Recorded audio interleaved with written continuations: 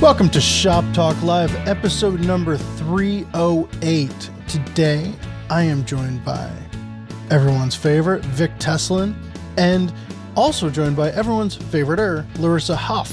You know we're going to get geeky and have a good time nerding out about woodworking. I want to just take a moment to thank every person out there who has subscribed or become an unlimited member. That is what keeps this thing going, and we really enjoy making an incredible magazine, an incredible website and videos and all of that stuff for you. And we really hope you think it's as good of a deal and as good of a trade as we want it to be. So yeah, head on over to findwoodworking.com/unlimited. If you are not an unlimited member, or if you're not a subscriber, you can become a member or a subscriber there and check it out. On with the show. Now, just for the record, I want to come clean. I have not read the questions. I was pretty sure you don't read the questions anyway. I do most of the time, but the last few days has just been bananas and I haven't had a chance. So I'm literally going to be just freestyle. Freestyle. So I am taking this opportunity to open the questions, and I have to admit I did not edit the questions. So they're like super long and wordy. Yeah, but I generally don't do that anymore anyway. So I suppose I could open it up in another window here. Yeah, you can look ahead and think about what you're gonna say while Larissa and I are catching up. Let's see, you are Anonymous Rabbit on my system right now. What? So you haven't noticed that Google Docs, like when you're not logged in, it says somebody else is like looking at the thing, but they don't tell you who it is. Oh, well, it just says weird. Ben Strano to me. Because I'm logged in, because I'm civilized. Oh, I see. Am I not logged in? Uncivilized. I don't know. All right. So this is the second podcast of the new year. This is the second podcast I've recorded today, so I'm trying to keep everything straight. But so I ended last year by going through and figuring out what the top 5 posts were of 2023. And there was not huge surprises, but it was educational for me. But we have number 3 and number 1 on the show right now. And I mean, Larissa, you took the top spot. That's kind of a cool thing. I mean, it's very cool. Very, I don't understand it, but it's very exciting. Well, and one thing that was like mind blowing to me was it was all top 5 posts were like meat and potatoes, woodworking. Like these are the things you need to know kind of things. It's not a secret to me why that one got number 1, because it like Ben just said, like it was so fundamental and sort of has you rethink, how maybe you would do that. And you sort of bring a fresh take to it. Yeah. So I think approachable. No surprise. Yeah, for sure. So Larissa's, and also I will say, I think it helped that it was like it was an article and a video, and like it was a very rich thing that Sure. the Google bots really like had a lot to absorb. And so yes, Larissa's compact router table, was that what we called it? Yeah, was something the- I don't know was if it was compact. It was something though. Yeah, but it was the most visited post that was posted in 2023. And Vic, and then Vic, you would have been proud of 2, which was a bandsaw fundamentals article. Perfect. And then 3, you came in with like you're just ranting about like quit overthinking things. Right. And but like like these are the things that speak to people. Like be simple. Just make a quick jig, throw it away when you're done. Or we're all like that. We're all, as woodworkers, we all overthink everything. I don't know what you're talking about. What? and the other thing is that like with the router table, like there are so many router tables on the market today that have every gadget and micro adjust and dust collection and all this other stuff. And it harkens me back to an old TV show that used to be on in Canada in the 80s. It was two guys from Saskatchewan, which is the like you want to talk about. Sorry, folks in Saskatchewan, but there's not a lot going on in Saskatchewan. But they were called. It was called the Router Workshop, and it was. You're the only other person I've ever talked to who's seen this. It was called the Router Workshop, and it was the Rosenthals. It was the dad and a son, and they spent a half an hour showing you how to woodwork with nothing but a router. Didn't they wear like yellow, like bowling shirts or something? Oh, yeah. They did always sort of have a bowling shirt type. I think that was just the fashion in Canada back then. But the cool thing about the Rosenthals is that their router table that they were demonstrating all of these techniques on was a slab of wood with a rabbit hole cut in the center with the router in it. Mm-hmm. And then they had a piece of phenolic, and you could order one. It was like an inch thick by maybe 2 to 3 inches deep, and then whatever length of the table, and 2 C-clamps. And if you needed zero clearance, you just pulled it into the fence, and it cut itself a zero clearance. And you would just have multiple fences for different things, and it was super simple. And I've always gravitated to that. And again, like when your article came out and I looked at it and I'm like, yeah, that's all you need. Like you don't need all the fancy, right? Sometimes the fancy's nice, but in a lot of cases, just the simplest, easiest, use it, throw it away. It's perfect. Don't throw the router table away. Part of my motivation was like, the router table is not part of my workflow really. So investing in one would be not like I could buy much more useful things for myself. So I was trying to figure out a way that like in the 2 times a year I actually use one, what do I need it to do? And that was the answer. And something I could like put under my bench and not think about until the second time in the year I needed to use it or whatever. Right. So oddly enough, for being such a popular post, it's because it's a thing I don't use ever. What else are you not using? I mean, we all know I use routers a lot, but I hand hold them usually. Yeah. Which still blows my mind. The thing for me about that post though was, and I tried to show as much of it as I could in the video when I edited it, is you are I'm sure I've gone on this rant before, but you are the most deliberate woodworker I've ever seen function.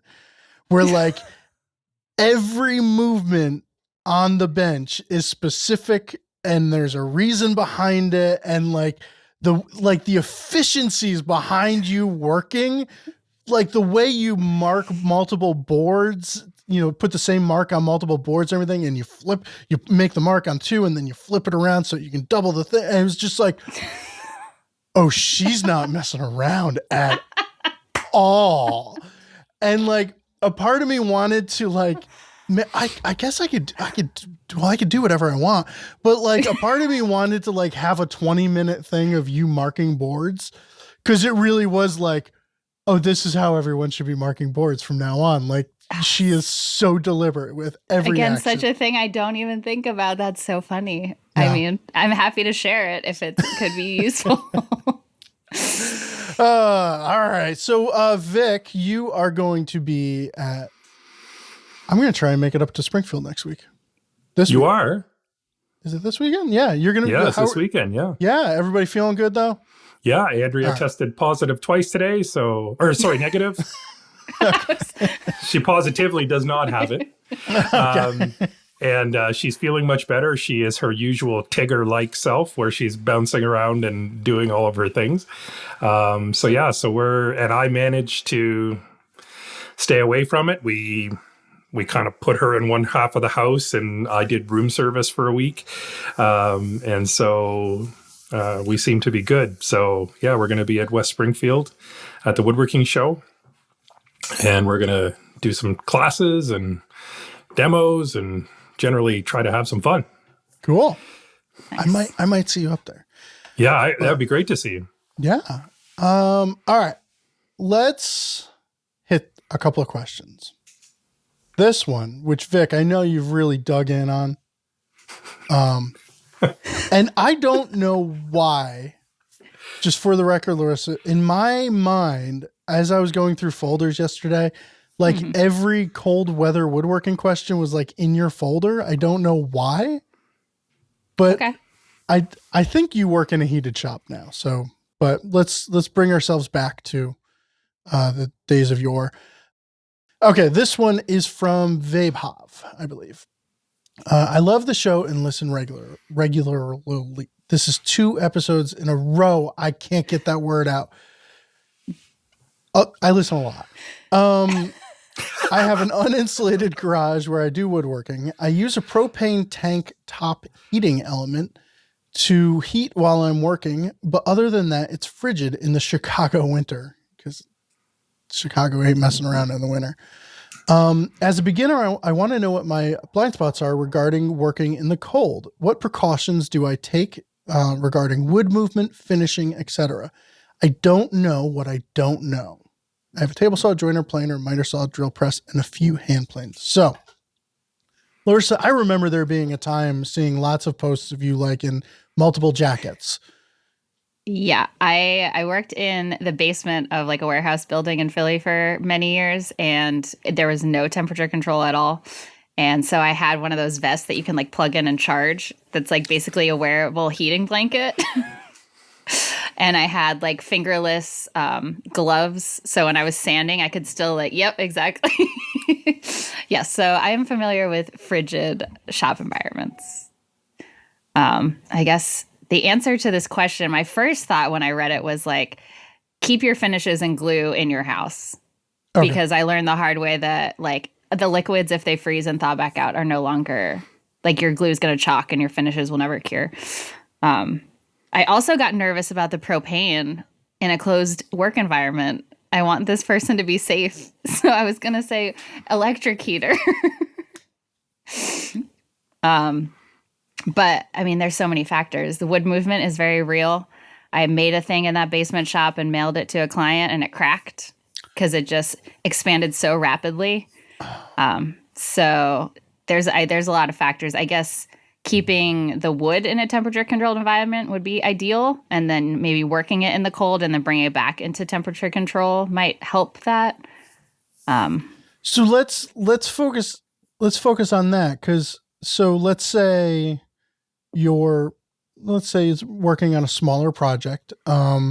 You would like bring it home with you, bring it in the house at the end of the day.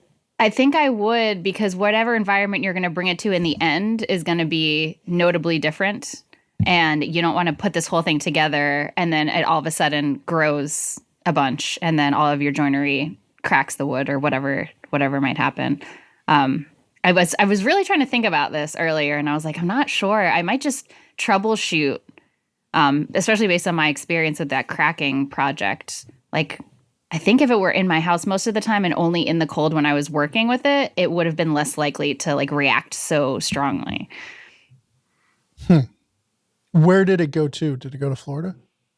One of the Carolinas. Okay. So, all right. So, what are you focusing on in a cold shop, Vic?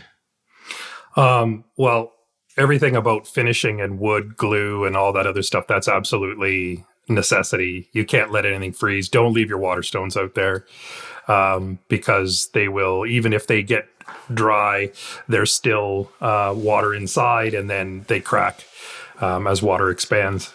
But I think, again, I share Larissa's concerns about the propane heater.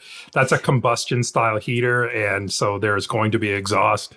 And so if it's not ventilated, it can end badly. So we don't want that to happen, of course. Electric definitely is a good option, although it typically is a little slower to get going and and it will likely cost more, depending on how you're running it. If it's a 110 volt heater, it's going to spin your meter like a record player. But if it's 220, generally they're a little bit better. And then I think the real killer is the humidity. When it's cold, if it's cold and dry and then you send it somewhere warm and wet, it's not going to go well. For a while, it was all the rage for people to import furniture up here in Canada from like places like Vietnam or I'm trying to think of the other country. More tropical climates. More tropical, yeah. And then it would arrive and then it would immediately start to crack and warp and twist because it came from Singapore. That was the place I was thinking of.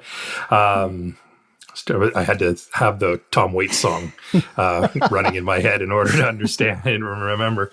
But yeah, so like the cold definitely is a huge factor, but like limiting and controlling the humidity I think is even more important.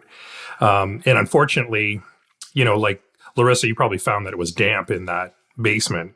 So there was humidity and cold, which is typically like here in Canada, and probably in Chicago, when the temperature drops, the humidity also drops. And so like right now we're in a dry season, a dry part of the year. And so anything that I make right now, I have to account for, like I'm making a mitered box right now and I have to account for that panel because I know come summertime, it's going to want to grow.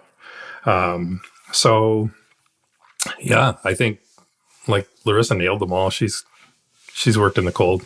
I've worked in the cold. It's the same sort of concerns. I think one thing that's easy to overlook is the difference between getting the air up to temperature for gluing and or finishing and getting the thing up to temperature for gluing or finishing. Yeah. I think I'm well on record of do not do what I do for heating wise, but I do run a propane heater for about 15 to 20 minutes in the morning. And I have an electric heater that keeps this place at 50. And then when I come in here, that propane heater gooses it up to about 63 or so. And then that gets turned off. What's 50 in what the rest of the world uses? Listen, I have switched and I switched my weather app to Celsius, trying to like let my mind do. I'm gonna go with it's 50 is gonna be what, like maybe 14 Celsius? Yeah. That seems high. Do you have an app that'll do that? I have the computer. I mean, my goodness, wrong people. Wrong way. 10. So my shop lives at 10 Celsius and Excellent. then gets up to 17.2 Celsius. And then throughout the course of the day, just slowly drops. But getting the air up to 63 degrees or 17.2 is not getting the thing up to a point. Mm-hmm. I would feel safe putting finish on most anything in here. Honestly, if I'm finishing an ukulele, I do it in the house with shellac during the winter. But the things in here are living at about 50 degrees, 10 Celsius. So I might be okay for putting on like a polyurethane finish. It's probably the low end. I would check the can, obviously. But when you are heating your shop up to a temperature, it's not, once you hit that temperature, the things are not at that temperature. So just Mike Michelli was on the show one time and said, really, really focused on the fact that you got to get the thing up to the finishing temperature, not just the environment. So, but also rust is a factor too, to watch out for when you have temperature swings in your shop. So. Yeah, they start to sweat when they start to warm up, and then if you don't get that, or if it's not treated with enough oil, then yeah, it's going to cause you some problems. Yeah. But, all right. So let's see. This next question is from Scott. And I love this question. This is such a simple question, but it is. But is it? It's heavy. When cutting dovetails, do you lay out all 4, then cut? Or lay out one set, cut out, lay out another set, and cut? Like, I think this question is about who people are at their core. 100%. It's a personality question. It sure is. Like, when you think about, like, I had this explained to me one time when I was a student at Rosewood, and it's kind of like, some people can line up a whole bunch of like tasks and then just pound through them with the idea that there's a muscle memory thing happening. You're doing the same action, the same movement every single time, and you get all the way through it. And then you go and do the next thing. And then there's the other school of thought where people can't focus on what becomes a mundane task after 2 or 3 times, and they start to lose focus and they start to not be accurate and all those other things. Now, personally, I'm in camp A, where I mark everything. So in the case of dovetails, if I can get away with stacking 2 together, the 2 boards together and cutting my tails at the same time. I thought you cut pins first. What do you gotta? What are you trying to do here? Fake news, people. You can cut your dovetails however you want. I cut them tails first. But that being said, there's still that efficiency of work, I think. I think if you were to look at 2 examples of the same task in the shop where one person did all of one thing and then all of the next thing versus breaking it up into separate tasks over and over and over again, I think the person doing it the first way is going to be more efficient. There's no testing, and 87% of stats are made up on the spot. So I don't know. But that's my thoughts on that. Larissa? You saw the way I lay out lines on a board. So I am also in that camp of like, my headspace has to be like in the layout headspace, and I got to do it all at the same time. And then I got to switch to the cutting headspace, and I go to the bandsaw or whatever my technique is, do the next thing, then attack the next process. There's no way I can go through like 4 different steps and then start over and then do them over again. So yes, I'm in the lay them all out at the same time camp. Okay, now I'm going to throw a wrench in. You're doing a drawer with half blinds in the front. Are you laying them all out at the same time? Yeah. Really? I'm doing all the math and all of the layout, and I have all my layout tools, and I'm doing all of the layout is happening at the same time, even if it means I'm doing 2 different types of layout. Really? Okay. So now, Vic, I'm going to agree. I'm going to agree with Larissa on this, because in the case of a drawer, if you're doing, let's say you're doing full dovetails in the back and half blind in the front, if you're cutting tails first, and we won't get into why that makes enormous sense. If you're cutting tails first, you're still going to be marking all of the tails on one end, all of the tails on the other. The only thing that's changing is the depth of the line. And then once you've done all of those, you're going to turn around and mark your pins off of the tails, because you've cut the tails first, as you would. And then you're basically still doing the same sort of process. But if you were doing something different, like if I was, this is, it's funny. It's a simple question, isn't it? But it really has you looking at your work, because I was thinking, well, what happens if you were to do, like, sometimes I'll do a pinned rabbit at the back of a drawer, right? Because nobody's going to see the tails at the back of a drawer, and I'm not that, well, and there's fussy. no reason for dovetails at the back of a drawer. Well, no, there's no reasons for them at the front either, really. But I mean, we use them. There's a function to them, there's but there is no physics, function to the back. Yeah. So is a pinned rabbit. Same physics. Yeah. But yeah, so now you've got 2 different joinery No, I'd still mark everything out, and I just gave a thumbs up apparently because that's what my thumbs up computer thing is does. like, hey, we got fireworks. Okay, celebrate, Happy New Year. No. Yeah, so I would. Yeah, if there's two different types of joinery, no, I'd still mark them at the same time.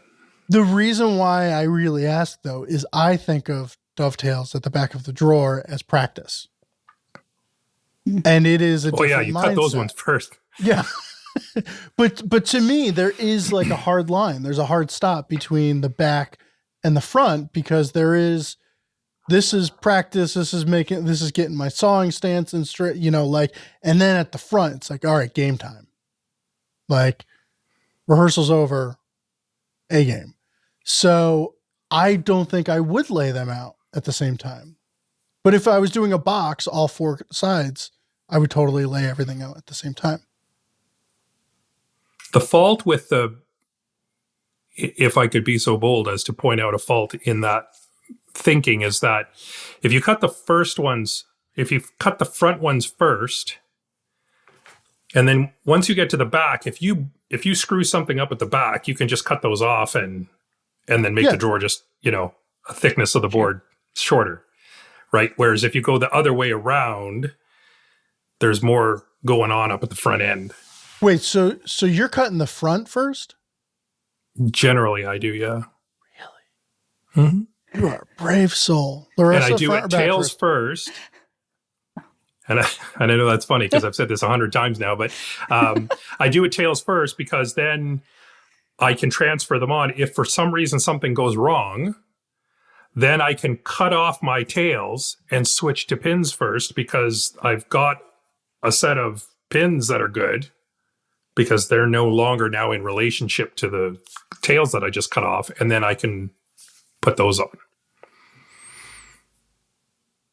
That's sound See, logic. Obviously, I make way more mistakes than y'all. I'm just saying, it's like you're really trying to cover every possible misstep that can come along the way. Well, it was what was taught to us. It was like, listen, because they're talking to new furniture makers, and they're like, listen, that sounds like woodworking school knowledge for sure. Yeah, if it's not if you're going to goof this, it's when you goof this, then this is how you get yourself out of it. Mm-hmm. Larissa, you were laughing at Vic's pins first, tails first. Are you a tails first, or are you pins first? Yeah, tails first. Okay. Yeah. It's just funny the passion. Yeah. Yeah. The passione. I did notice though you said mark your tails and then go to the bandsaw. Thank you, Vic. You're right. Yes, I wanted to come. So I want a video of, because I am. If anybody's cutting a dovetail, I will stop what I am doing, even if it's driving, and watch, because I'm fascinated. I'm fascinated by how people cut that joint. Are you at the bandsaw for dovetails? Me? Yeah. Yeah. I want to see that. I do. And I don't think there's like a right or a wrong. I cut using a handsaw and a magnetic jig, right? Go ahead, pillory me on the internet. I dare you. But I have one of those too. Right. Like, but I want to see how to do it with the bandsaw. Okay. No, what is your process? Because we've actually had a question in the hopper for a long time, and I didn't know anyone who cut dovetails at the bandsaw other than Michael Fortune, who I love what he does, but it would require 3 days of making jigs. I just make like a sled with like a angled thing on it that just pitches it at the angle of the dovetail, and then ride it up against the fence and flip the board, cut, and then adjust the fence and do it that way, and then clear it out by hand. So it's like I'm just establishing the initial cuts on the bandsaw. I'm not going crazy. I don't know. Is this weird? No. It's just different. Okay. It's a different way to do it. Okay. I think it's super smart, but here's do you do the pins at the dovetail, or do you do the pins at the bandsaw? I might clear out some of the waste at the bandsaw, but not most of it's hand tools. Yeah. That seems to be the line that no one is like, it just stops making sense. Well, because you have to have a wedge then that is identical to the angle that you've cut your dovetails at, which I don't think is particularly difficult. No, but the fence, and it seems to be at that point, there's so many things to stack up in your favor that you might as well just cut them with a handsaw. It would also be different if you were like constantly making the same dovetails. Like the time investment to make the jigs might be worth it at the bandsaw if you were doing the same boxes over and over and over and over again. But most of the time, if I'm hand cutting dovetails, they're different every time. So by the time I put a jig together, it would be a waste. But I don't know. I'm going to try. I'll make a video. I'll put it on Instagram. There was a moment that the wheels started. And 2 weeks from now, we're going to see some contraption.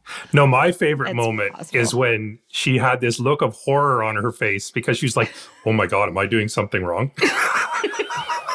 Well, I feel like dovetails are like, because I didn't go to woodworking school and I didn't learn from, I don't know. I feel like some things I do and people are like, you freehand route with like lettering, like that's crazy. And I'm like, oh, I had no idea that was weird. And now I'm like, am I doing my dovetails weird? Don't feel bad for not having learned how to cut dovetails from an old white guy.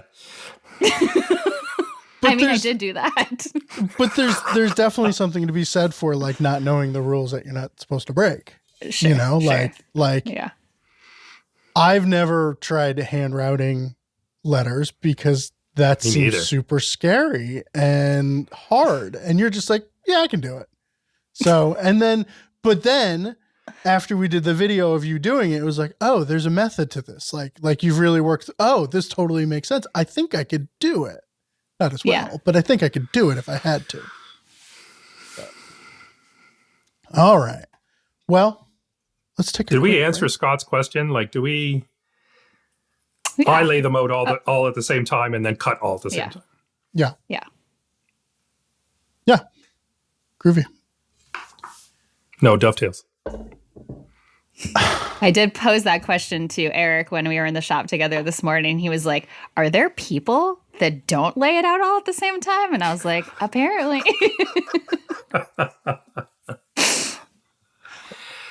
But I get it.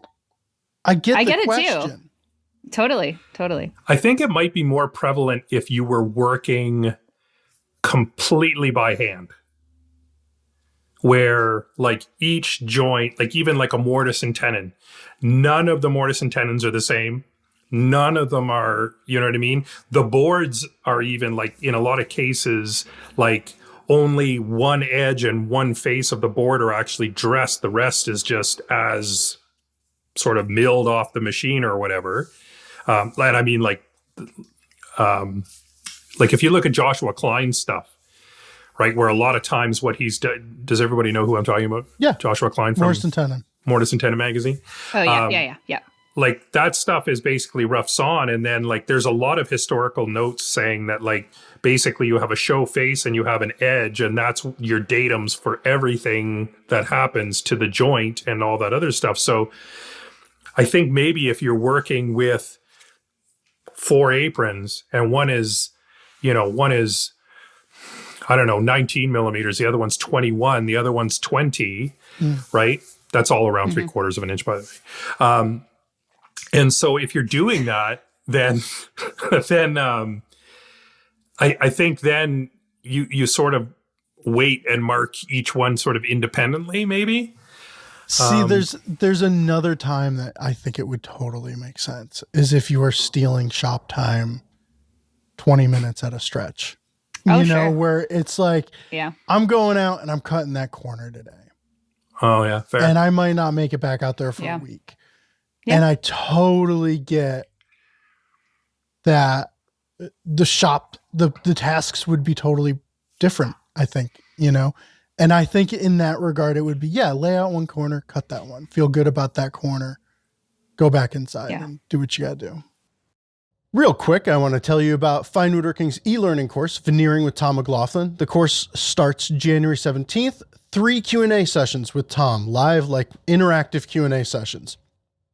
If you are interested in adding veneer to your woodworking repertoire, this is the best chance you have to do it. You'll have full access to someone who is a master of veneering. Finewoodworking.com/veneering course. To get more information, again, finewoodworking.com/veneering course. Course opens January 17th, and I think there's a big old discount right now. Anissa has declared it as segment potpourri, so we can talk about whatever we want. Ooh, I like that. Yeah. Oh, I like that. I like that. Okay, so I am going to do like an all-time favorite technique that I broke or I didn't follow.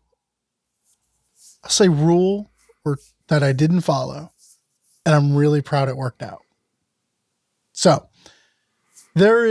everyone knows you don't work to measurements, you work to reality, right? You're not working to this. I'm not cutting this board to this piece, to this length. I'm cutting it to match this other piece that it needs to correspond with. And behind me, there's a really weird, it's just a huge MDF box, right? And I'd mentioned during the break, I've been working on nothing but robots. And then I thought, oh wait, no, I made this. The robots are dangerous, and you have to put a test box between you and the robot, right? They are, you've got a 1 pound weight on the front of this combat robot that my kid and I are making that is spinning at like 5,000 RPM. And should something go wrong, it is not good, right? You do not want to be in the room with it. So generally everyone makes a 3/4 inch MDF test box with like ballistics, Lexan, so you could see into it. And I have been struggling because you can't get the Lexan anywhere local in the size that we need it. And so I finally ordered it. And then I told myself, I am just going to make this box perfectly fit this 12 by 36 piece of Lexan. And I went on CAD and I did up the measurements and everything. And I went to the Fine Woodworking shop. I cut out everything. And I came back home and put it all together. And I cut everything out to the number it was supposed to be cut out at. And it all perfectly fit together. And then the Lexan gets here today and it perfectly slid in. And I was like, I did the thing that you're not like, I know you're not supposed to just cut to the number on the plan, because that never works out, but it worked out. I broke the rule and it worked out. So that is my all-time favorite misuse of a technique of all time for this week. I can feel the residual satisfaction of that moment when it like slid in and you were like, because the whole thing had to slide in too. And it was just like, and it totally perfectly fit. And it was just like, this actually did not bite me in the rear end. Because when does that happen? It was a combination for me of disbelief and glee. Where I was like, no. And then like, and then like, that's amazing. I know. It all just fit together and boom. Amazing. That is a good day. Yeah. Yeah. So that's mine. Anybody have a thing? I revisited veneer for the first time in a while recently. I had to do like a plywood cabinet project, which is something I don't do a lot. And I haven't seamed veneer in a while. And there's a million different ways that you can like joint the edge of veneer. But in my shop, I haven't done it. In my new shop, I haven't done it yet. So I was like, all right, how am I going to go about doing this? And I was excited that my technique also worked. And I sandwiched 2 pieces of MDF together and slid the veneer in between. So just like a 30-second was sticking out, and then screwed the two pieces together, and then used a trim router with a pattern copying bit in it and like ran it around the edge, which is not like new. Lots of people do this. But I did not spend the time making sure that the edges of the MDF were square or anything. I just like went for it. And much like your panel slid in and it worked, I like put the veneer together and it fit perfectly. And I was like, somebody's looking out for me. I'm on a deadline, and it just worked really well. Amazing. So that was my technique success this week, on the fly jointing veneer. So the theme so far is like things that you know you're not supposed to be doing, but we got away with. Yeah. Yeah, it worked. I also, I guess it's not a tool, but the object that has come in most helpful in me building storage, also on the fly, unplanned completely, are SPAC screws. Oh, the brand. The brand, yeah. Yes. Because the teeth are the little indents on the threads that just bite into everything, so I don't have to drill pilot holes. It's like I owe the SPAC screw gods a lot this week. Yeah. Yeah. Like getting the good screws all of a sudden just really makes you like really, but there's like that weird, like I swear cheap screws, like, you know, the ones in the bags at the box stores are like really bad. And then sometimes they have SPACs or whatever. And so it's worth buying those. But like, how are drywall screws better than the ones in the bag at the box stores? The ones in the bags at the box stores are made out of cheese. Not even tasty cheese. No. It's just awful. Yeah. I've used those high-end screws too. And in fact, I just built a crate that is going to travel across the US for MTC. And because I was working with basically half-inch sheathing and 2-by material, I just went for the SPAC style. They weren't SPAC's brand, but they're the ones that required no pilot hole, and they even had little cutters underneath the head that would sink it. And man, I wish you could do that. I wish woodworking could be like that, like just meep, and it was like done. It can, Vic. So I was watching a video. I'm fascinated by this British guy, 10-minute wood workshop. He does a lot of stuff with track saws and all that other stuff. And he's a very sort of pragmatic. He spent his entire life doing built-ins and installs and all that other stuff. So he's interesting fella. Anyway, he has a measuring tape that I see him whip out every once in a while. And this thing's made by Hultafors, which is a Swedish company. And it's an interesting tape in that it's somewhat referential.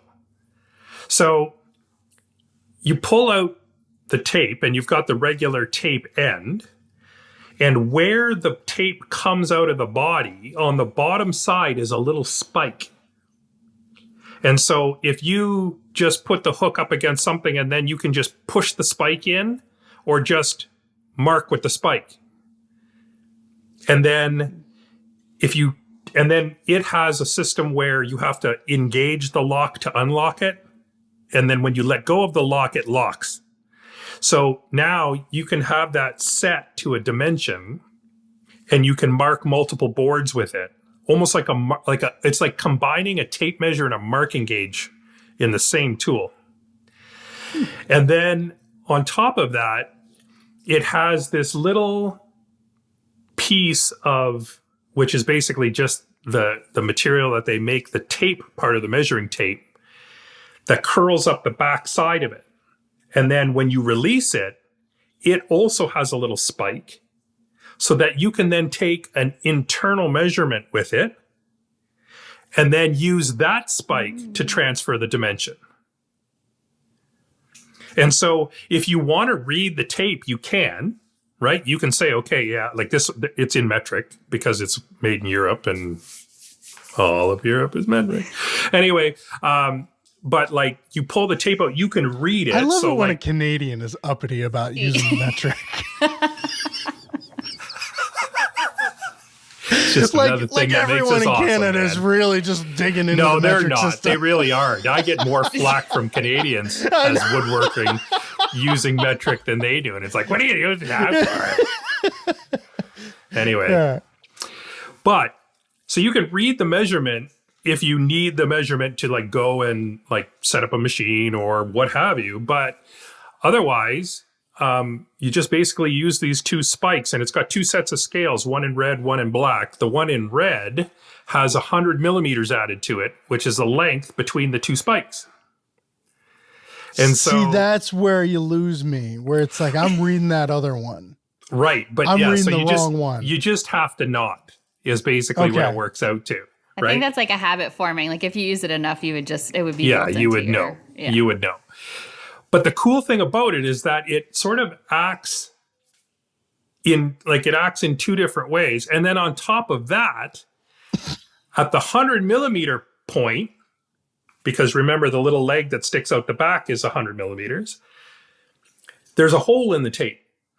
And so you can put an awl through that and then use it to describe an arc. Oh. And it's like, isn't that cool? So I ended up buying one of these things, and it was expensive because it literally came from Sweden.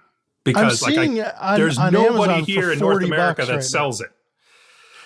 Because It's- nobody in North America uses metric tapes, right? If you can find one that's dual, you're doing good, right? But I have to get all my measuring and marking tools from overseas because that's the only place where you can get metric only.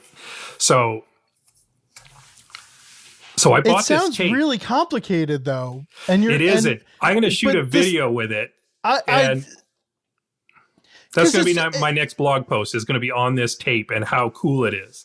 And it it's doesn't going even matter against that what I know about you. it doesn't even matter that it's metric only, because it literally can be used referentially only, and you would get by with it just fine. Okay. So that's my favorite tool. It's been the one now that I've been using it, and it takes a little bit getting used to the fact that you can like scribe with it, and that you can literally like make that spike hit something or run up against something, and then now you can just take that and transfer it. It's really cool. So it's the Hultafors. Hultafors. Hultafors. Talometer. That's it. The holometer. Talmeter. It's $40 on Amazon. But I didn't get For- it at Amazon. I ordered it from a Okay. dealer in the Euro. Cool. All right. Interesting. I got it's to just see kind this of- thing. Because tape measures are tape measures, right? Like, I mean, sometimes they have like pencil sharpeners on them, or sometimes they, there's like, you can't really innovate a tape, right? Like, but I don't know. The magnet. The magnet. That was my first thought too. The magnet. That's, although I will say, so my favorite tape measure is the DeWalt 9-foot, because it's just perfect for what I do. And it's got the magnet on it. It's got a great pocket clip. And they all seem to be, I bought like 3 or 4. It's like, oh, stick them up all over the place. And they all are right next to me right now. They are all in the same spot, stuck to my filing cabinet right next to my desk. And Right. that's not where they're supposed to be. There's no reason to have one of them here. right. But they're all there. Yep. Typical Is that like a woodworker. safety blanket thing? I could go for a blanket. We'll call you Linus. I was trying to think of the Peanuts theme. All right. There we go. I have that on vinyl in my music collection.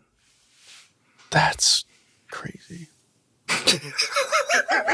It's a good way to describe me. All right, so we've got the bow front cabinet veneer thing. And we've got the shaping curves question.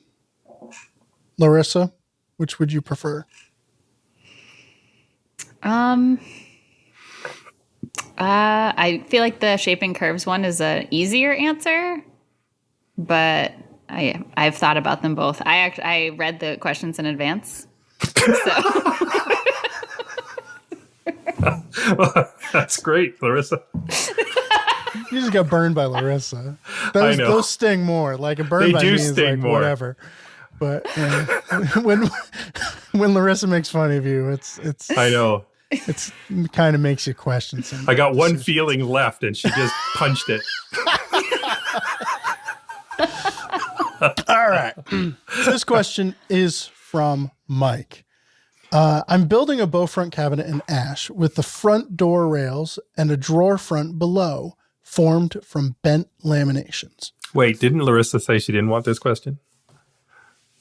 She said she was ready for either of them. yeah. I thought you said the other one was easier. Screw that. Oh, okay. Carry on. I kept track of the plies so I can keep everything sequential. My question is, this is another esoteric, like, how do you answer this one? Not esoteric. This is another, like, deep one. But would you prefer to use the 3 sequential plies out of order as the show faces of the rails and drawer and get very consistent grain on those pieces, or use the plies as they appear in the board? There's a noticeable difference in grain as it progresses through the board, so each part will have its own character if I use the plies in the order they were cut. I'm not too concerned about the grain matching exactly on the edges since they won't be very visible. So it comes down to preference for consistency of grain on the face versus a more natural grain progression. Either is fine. I'm curious to hear your thoughts. And Larissa, I've seen many pieces where you are bold with grain selection on the fronts of, like, you are not shy. You are not, you're saying, like, come at me, bro. So like this is why I thought of you for this question. Oh man, I first of all need to add that to my artist statement going forward, that my grain selection is come at me, bro. I'm getting that on a t-shirt. Amazing. Come at me, bro. With just like a book matched board, like a image of a board, like book match. But slip you know match. what I'm saying, and it's all good. I know. No. It was great. It's awesome. It's awesome. My first thought, speaking of book matching, my first thought was I would take like the laminations in sequence and then end grain book match them for the rails of the doors so that they were like mirror images of each other. Okay. And then depending on where the drawer is in this build, I don't know if it's like below the doors, I imagine. I think he said that, yeah. In that case, you could, I mean, it doesn't really matter whatever grain you want to show as the drawer front. I don't know that it has a huge relationship with the rails above it because maybe. But my first thought was for the rails, I would definitely take, if he ripped them in sequence out of a board, I would take the 2 in sequence and then end grain book match them so they mirrored across the cabinet. Halfway through the rail? Or like the rail, like, I guess I don't know how to say this in words. It's very clear in my brain, but like if you have the 2 lengths that are going to be the rails and he ripped a bunch to laminate, I would take the 2 first rips and make those the front show faces of the rails so that they were book matched end to end. Yeah.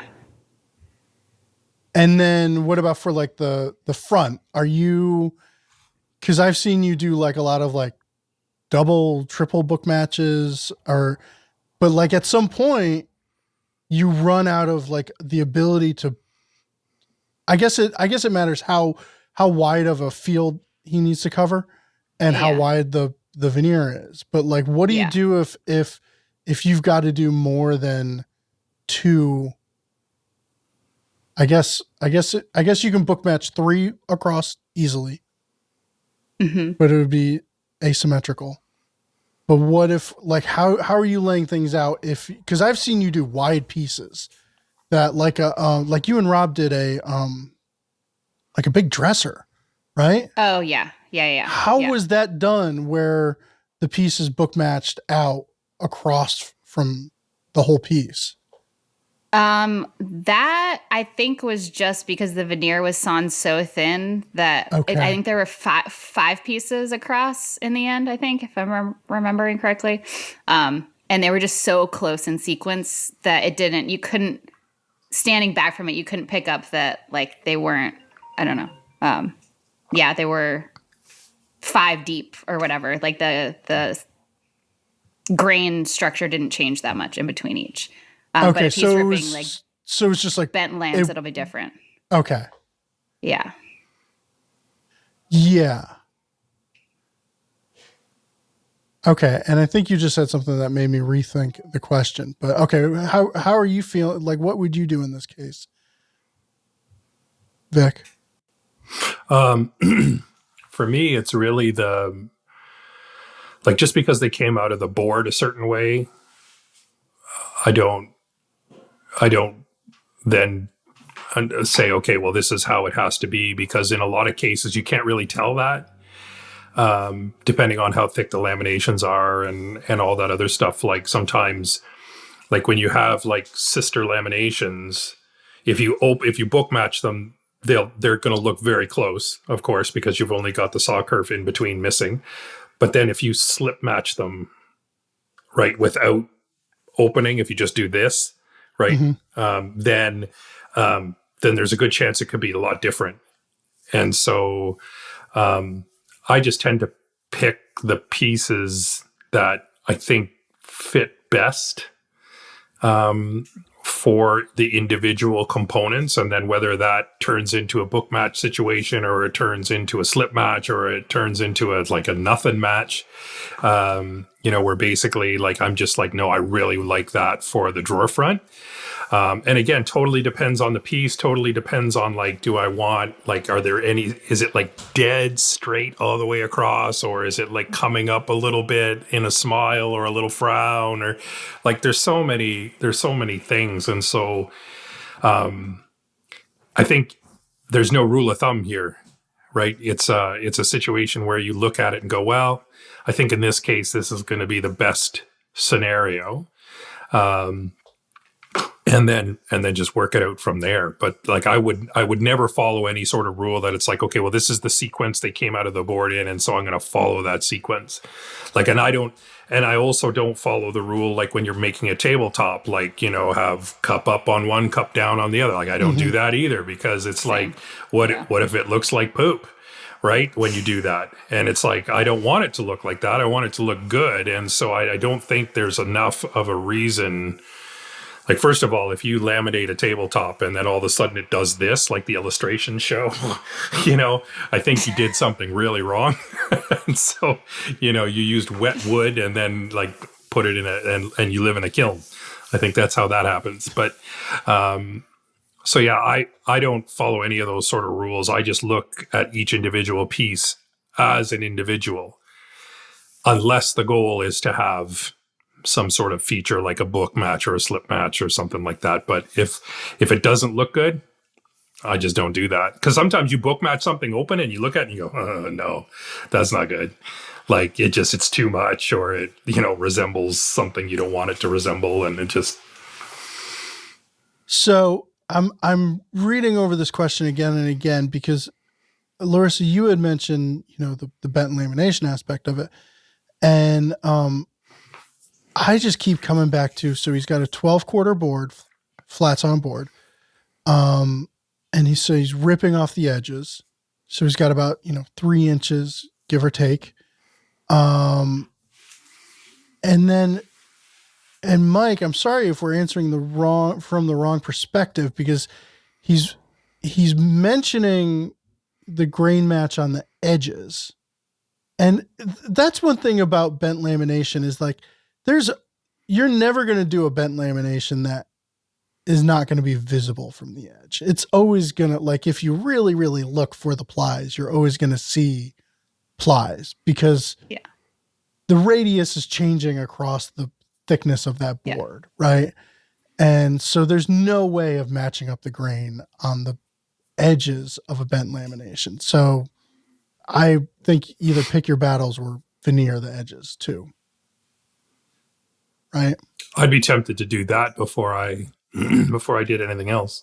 Okay. Especially in ash, because ash will be like a really strong grain. And so if you see this sort of discombobulation at the top, when you look down on it, like you have to, like that's going to happen. Like Ben said, that's going to happen regardless of whether you go sequentially or not, because as soon as you bend it, it's going to take it out. And plus you've lost, a quarter of an inch or an eighth of an inch or something in between. And like, it's never going to jive. So yeah, I wouldn't worry about it. Yeah. Make it look how you want it to look. All right, let's answer one last question real quick. All right, so this last question is from Jose, and they say, I am currently working on a very basic side table stool that essentially consists of a small panel with 3 legs that are attached with through round tenons. So we'll call them Windsor style joints. Is that? Sure. Chair joints, yeah. I'm currently working on the shaping of the top panel and rounding some edges. I was able to rough out the shape with a bandsaw. I recently purchased my first bandsaw. I'm still getting used to operating it and getting nice clean cuts. However, I am now looking to get the final shape and profile. I've attempted to use my orbital sander with 80 grit sandpaper, but it's slow going. And I'll spend a small fortune on sandpaper as it tears from the edges rather quickly. I hear you. Any idea on what would be the best way of doing this? It seems like a spoke shave might be the tool, but I don't own one. Is it worth the investment? Do we all want to say yes in unison to spoke shave? Oh, yeah. Yes. Yeah, when I read this, I was like, I will never discourage buying a spoke shave. If you can do it, it's so choice. I've been looking at the Veritas or the Lee-Nielsen Boggs. I'm limited on shop time right now. I've got a newborn. So the idea of messing with an old Stanley does not sound fun. Or can I accomplish the same with my low angle block plane? Outside curves, block plane. You can totally do it with a block plane. 100%. Yeah. Is it as nice? Fun? Not really. It's because you're balancing this plane that's much too large on a curve, and so like I've done it before, but definitely a spoke shave is a better way to go. The nice thing about spoke shaves, especially like vintage ones, as long as you don't whack them against your bench, they usually last quite a long time. Sorry, Eric. For those who don't know, Eric Hurd has found. I mean, it's like if you're that ripped, that's going to happen. You're going to start breaking tools. I mean, the guy's like Eric an Adonis, Curtis right? Whacked his. He had a spoke shave with no adjust mechanism, so you whack it to one side or the other to adjust it. And I thought he was clearing shavings out with it. I thought that's why he was whacking. He was adjusting it, and then he just okay. didn't realize how strong he was. Yeah, he just totally shattered that thing. Yeah, but so as long as you don't do that, the nice thing about spoke shaves, in my opinion, is that because you don't have to set up the blade the same way you set up a hand plane, right? Like a hand plane, you got to be worried about like how much projection is coming out of each side and all that other stuff. With a spoke shave, the way I generally set one up is I will have more blade sticking out on one side than the other.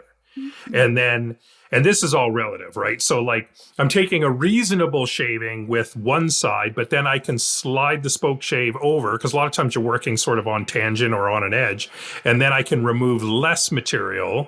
So I can take lots of material off with one side of the shave and then less on the other. And because you're sort of holding it relative to, you've got your curve, but then you've also got this 90. So you can hold that relative to what you're doing and come up with pretty decent results.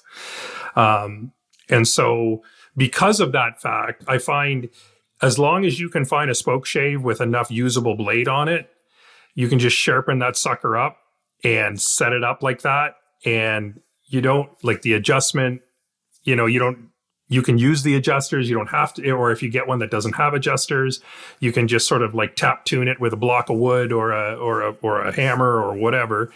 And then you're off to the races. I would rather do that than use the block plane, because the block plane just is a little bit cumbersome for those operations, I think.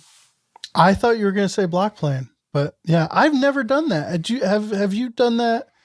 I think none of my spokeshaves have adjusters, so I don't benefit from that mindset of having. Well, you don't have to have adjusters to do it. You can skew the blade slightly, just tap tuning it.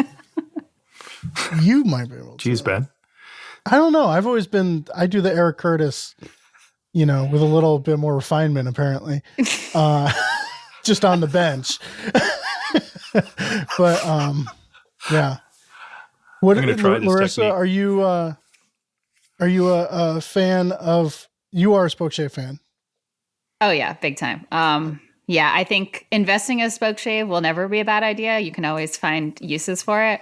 But if like investing in a $150 spokeshave isn't something that you want to do in the moment, a block plane held at a slight angle so that you're not using the full length of the block plane, it is cumbersome, and it's not quite like the right shape, but it certainly would work. You could also just use a file. So I think that there's other avenues depending, but if you're looking for an excuse to buy yourself a nice spokeshave, then like have at it. That will definitely make quick work of it. A file without the handle on it would do quick work of the, even just a mill file would probably. Yeah, absolutely. And even if it had a handle and you just sort of like angle it a little bit to make your cuts. Like even those Shinto rasps, they're not super expensive and they're totally useful. Yeah. I was honestly going to say, and Jose did say that it's slow going with I was going to say, sandpaper glued to a piece of hardboard is like a great thing for getting a consistent shape on a curve. Cause you're benefiting from that wide, multiple points of contact thing. So you're less likely to get the little dips and bellies. But if you're looking for an excuse for a spokeshave, here's the other thing about having a spokeshave is that I've always felt that a spokeshave is the best tool to introduce children to woodworking. And so he said that he's got a newborn. And so one day you're going to want, you know what I mean? Because you either bring them in the shop with you. He's investing in the kid's future. Yes. Right. But eventually you're going to be a dad of a toddler and you just want to get out into the shop. And so you bring the toddler out with you. And so you need them to do something or else bad things happen. But like you can literally clamp a 2x4 to a surface, show them what it does, and hand it to them. They're not going to cut themselves. It's very difficult to do that with a spokeshave. I have seen a kid get close cleaning a shaving out of the mouth of a, and it was like hey, this is this shiny part right here. Don't touch that. And it was like, that was like the don't one touch the bottom. Yeah. You got to hold on to it. Like there's got to be supervision. Obviously you don't just tear them loose and have them make canoe paddles for you for Etsy. Eventually they're going to make a canoe paddle.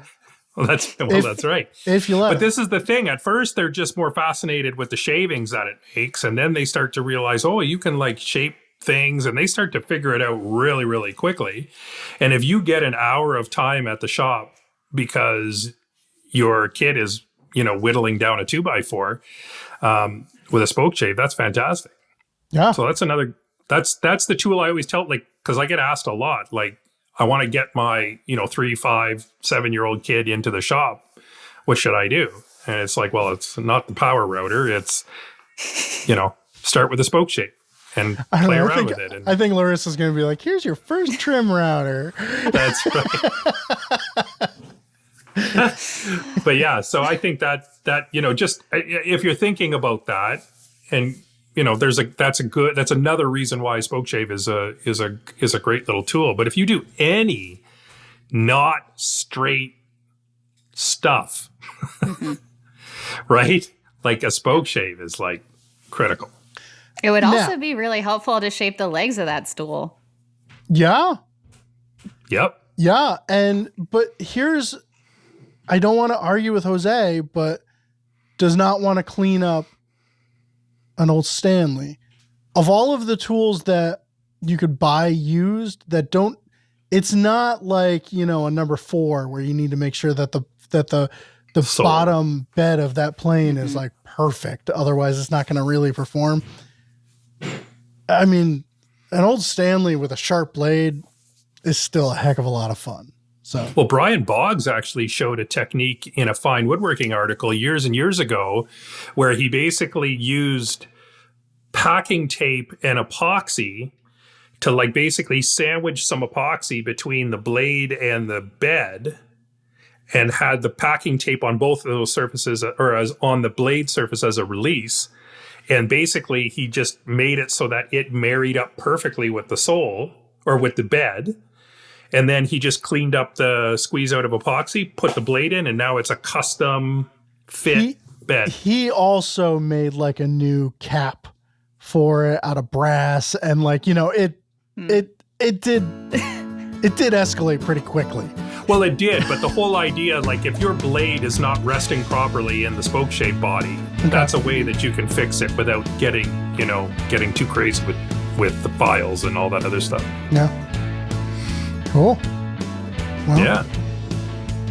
A lot of good ways of going, but if you're thinking about the children, get a spoke shave. Think of the children. Well, that does it for this episode of Shop Talk Live. Thank you to Vic and thank you to Larissa. Always great having them on. If you have any questions you'd like answered on the show, please send them into shoptalk@taunton.com. If you're on iTunes, 5-star review. And if you're on YouTube, a thumbs up. And, become an unlimited member. All right? Findwoodworking.com/unlimited. Thanks again. We'll be back in 2 weeks with another episode.